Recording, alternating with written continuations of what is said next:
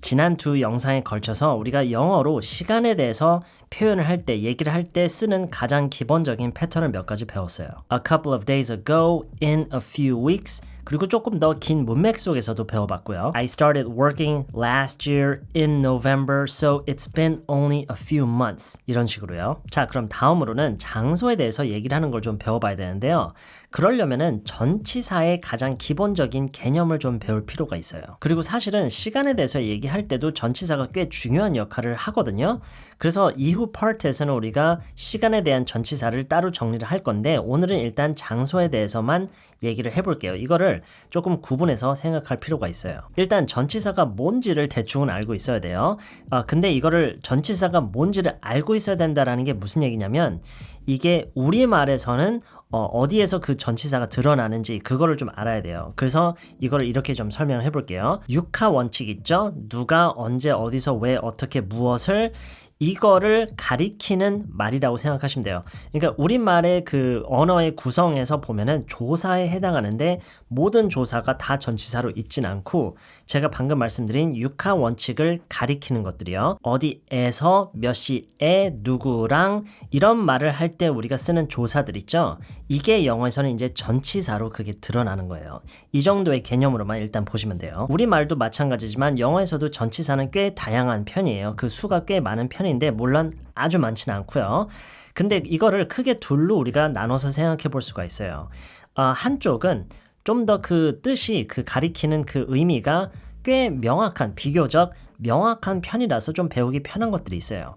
예를 들어서 until, 얼마 전에 저희가 영상에서 언급했던 거죠. 언제까지 뭐뭇을 한다 이런 얘기할 때 그 까지에 해당하는 게 until. 근데 이게 기한의 개념으로 바뀌면은 until가 아니라 by로 바뀌어요. 그러니까 by라는 전치사도 언제까지지만 이게 기한이라는 개념일 때 by를 쓰는 거고 언제까지 쭉 계속 지속을 한다라는 얘기할 때는 until를 쓰고요. 그리고 from이라는 전치사도 있죠. 어디부터, 언제부터, 어디서부터, 어디에서로 해석이 될 때도 있고 부터로 해석이 될 때도 있고요. 네, 그리고 여러분도 이미 아시다시피 하나의 전치사가 하나의 뜻, 하나의 상황에서만 쓰이지 않고 꽤 다양한 상황에서 꽤 다양한 방식으로 쓰인다라는 것도 어느 정도 염두에 두어야 되고요.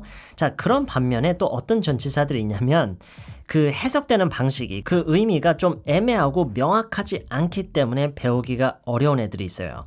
대표적으로 세 개예요. in, on, at. 얘네들은요, 그 쓰인 문장을 우리말로 해석했을 때는 거의 대부분의 경우 그냥 에로 해석이 돼요. 그래서 in, on, at를 구분하기가 굉장히 어려운데요. 그래서 많은 학생분들이 묻는 게 in은 언제 써요? at는 어떻게 쓰는 거예요? on은 언제 써요?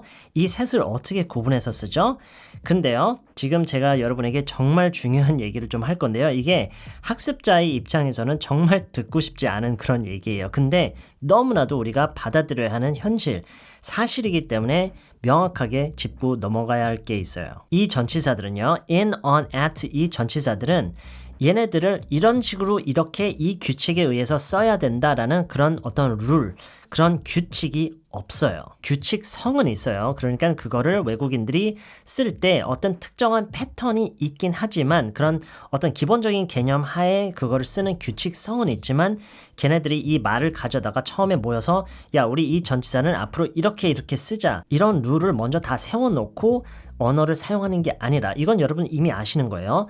그런 식으로 하는 게 아니라 긴 시간 동안 언어를 사용해 오면서 자연스럽게 자리 잡은 그런 패턴들이 있을 뿐이에요. in은 언제 써? at는 언제 써? on은 언제 써? 이거는 잘못된, 이건 아주 비효율적인 접근 방식이에요. 저는 개인적으로는 이렇게 배우는 거는 불가능하다고 생각해요. 왜냐하면 어떤 규칙을 세워놓고 그 방식대로 익히잖아요. 결국에는 예외가 너무나도 많기 때문에 잠깐만, 나는 이렇다고 알고 있었는데 여기서는 또 왜 이렇게 쓰여? 여기서는 또 왜 이렇게 쓰여? 여기서도 쓰이네?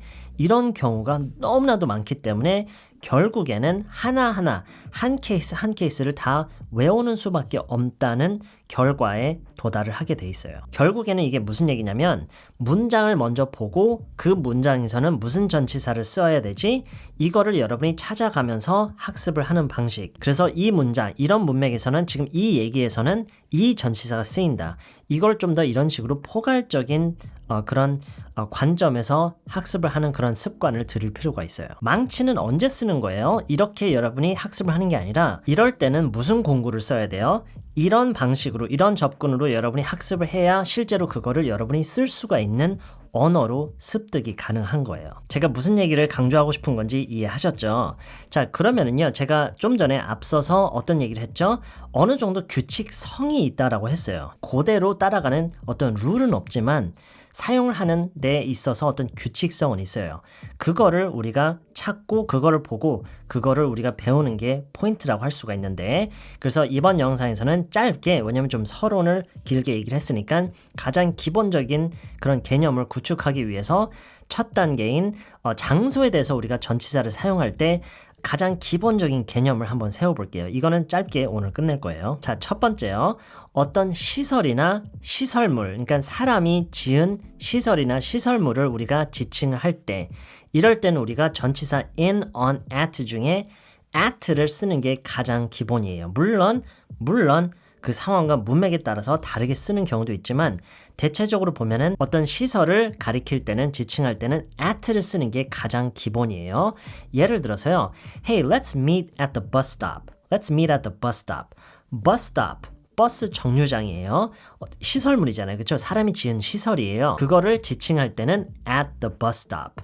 at the bus stop 이렇게요. 지금 이 말에 한해서는요. 우리 버스 정류장에서 만나자 절대로 여기서는 on과 in을 쓸 수가 없어요. 반드시 at로만 해야 돼요. 자, 그리고 이 at라는 전치사를 또 언제 많이 쓰는 거를 우리가 들을 수가 있냐면 어떤 특정 이벤트를 가리킬 때요. I'll see you at the party. 우리 파티장에서, 파티에서 보자, 만나자. I'll see you at the party. 이렇게 어떤 이벤트를 가리킬 때요. I met a lot of people at the conference.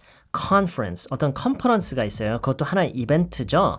컨퍼런스를 가리킬 때, 지칭할 때 at the conference 이렇게 얘기를 해요. 자, 여기서 한 가지 주의를 해야 되는 게 지금 제가 컨퍼런스 어떤 이벤트를 가리킬 때, 지칭할 때 at를 쓴다 이렇게 얘기를 하고 있잖아요. 그게 근데 또 문맥이 어떤 거냐에 따라서 또 다르게 해야 될 때가 있어요.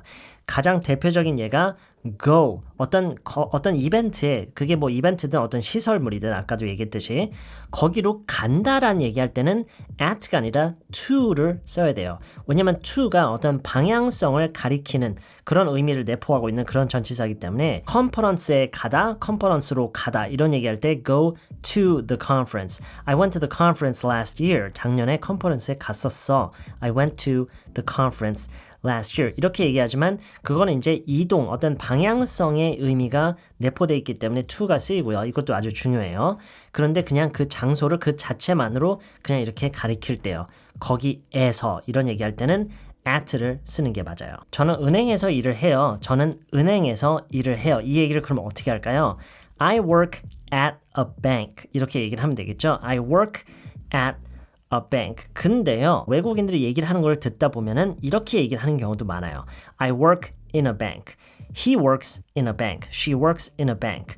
왜 시설인 bank를 얘기를 하는데 at를 안 쓰고 in을 쓰죠? 결과적으로는 같은 얘기지만 in a bank라고 하면은 소속이라는 개념이 들어가 있어요. 그러니까 은행 소속으로, 은행의 소속인 직원으로서 일을 한다라는 그런 의미를 내포하면서 얘기를 하는 게 he works in a bank, she works in a bank예요. 평상시에는 그 차이가 별로 크진 않지만 경우에 따라서는 차이가 클 수도 있어요. 예를 들어서 she works in a bank라고 하면은 그녀는 그곳에 어떤 다른 파견하는 업체에서 보낸 경비도 아니고 거기서 청소를 하는 청소부도 아니고 은행 소속으로 일하는 직원이다라는 게 내포되어 있겠죠. 그래서 이거를 때로는 구분을 해줘야 되는 경우가 있어요. 무슨 얘기인지 아시겠죠? 그래서 지금 하는 얘기를 좀 정리를 하자면은 어떤 시설을 그냥 지칭할 때는 at가 기본적이고요. 거기로 간다, 어떤 이동, 방향성의 그런 의미가 내포되어 있으면 to를 써줘야 되고요. 지금처럼 어떤 소속에 대해서 얘기를 할 때 소속으로서 뭔가를 한다라는 그런 얘기할 때는 in이라는 전치사를 써준다라는 거예요. 그리고 한 가지 더 추가를 하자면 우리가 소속에 대해서 얘기할 때는 for이라는 전치사를 쓰기도 해요. He works for a really big trading company. 이렇게 얘기를 하기도 해요. 물론 he works in 라고 할 수도 있지만 he works for 라고 하는 거예요. 자, 그럼 for라고 하는 거랑 in이라고 하는 거랑 또 어떤 차이가 있을까요?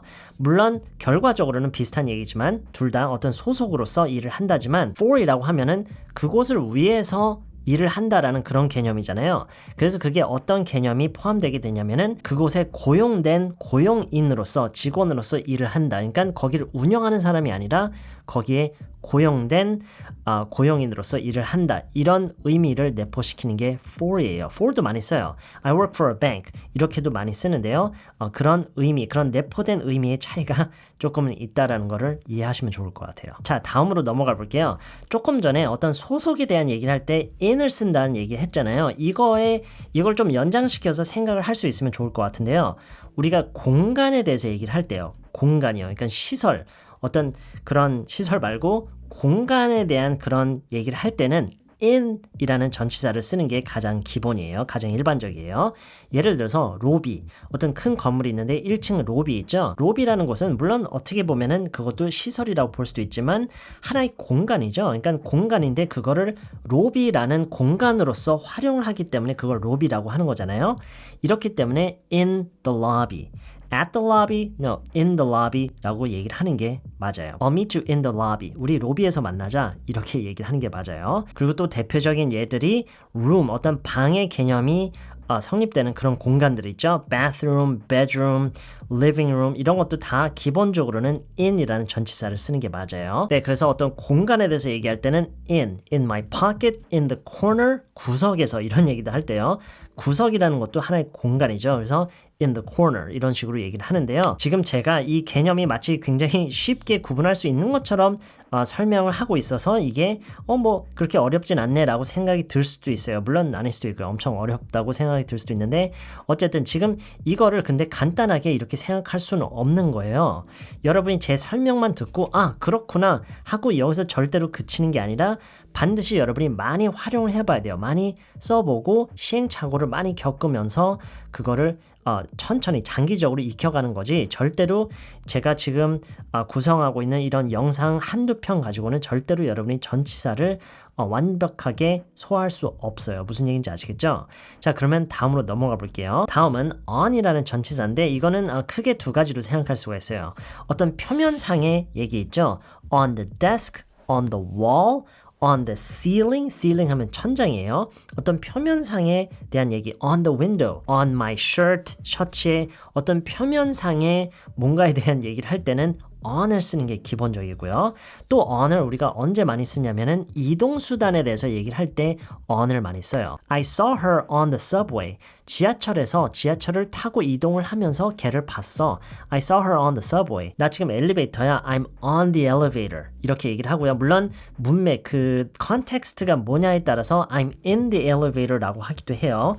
지금 통화 품질이 왜 안 좋은지를 얘기를 만약에 하는 거라면 I'm in the elevator 라고 하는 게 더 자연스러울 수도 있고요. 나 지금 엘리베이터니까 금방 갈 거야. 기다려. 내가 지금 그거를 이동수단으로서 타고 가고 있다. 이 개념이 더 강할 때는 in이 아니라 I'm on the elevator 라고 하는 거예요. 이동수단 on 이거를 여러분이 좀 엮어서 이렇게 생각하면 좋을 것 같아요. I'm on the bus right now. 나 지금 버스야. 이런 얘기할 때 I'm on the bus, on the plane, on the boat 이것도 다 마찬가지예요. 그거를 이동수단으로서 언급을 할 때는 on이라고 하는 게 맞고요. 그 내부라는 그 안에서 그 버스든 지하철이든 비행기든 그 내부라는 그런 개념이 더 부각이 돼야 되는 그런 문맥에서는 물론 in이라고 할 수도 있어요. 네, 그래서 오늘 저희가 배우고 있는 게 뭐냐면 전치사 중에서도 가장 애매한 전치사들이요. in, on, at. 그 중에서도 장소에 대해서 우리가 얘기를 할 때 어떻게 얘네들을 활용을 해야 되는지 이거를 가장 기본적인 개념만 지금 세우려고 노력을 하는 건데 제가 아까도 얘기했듯이 제가 오늘 언급한 예문들, 제가 오늘 설명한 부분 이런 사례들만 절대로 여기서 그치면 안 되고 이거를 가장 기본적인 토대로 삼아서 여러분이 실제로 문장을 많이 만들어보고 사용을 실제로 많이 해보고 시행착오를 많이 겪어봐야 배울 수가 있어요. 무슨 얘기인지 아시겠죠? 이번 영상 여기까지예요. 저는 다음 영상에서 또 다른 내용으로 다시 찾아뵐게요.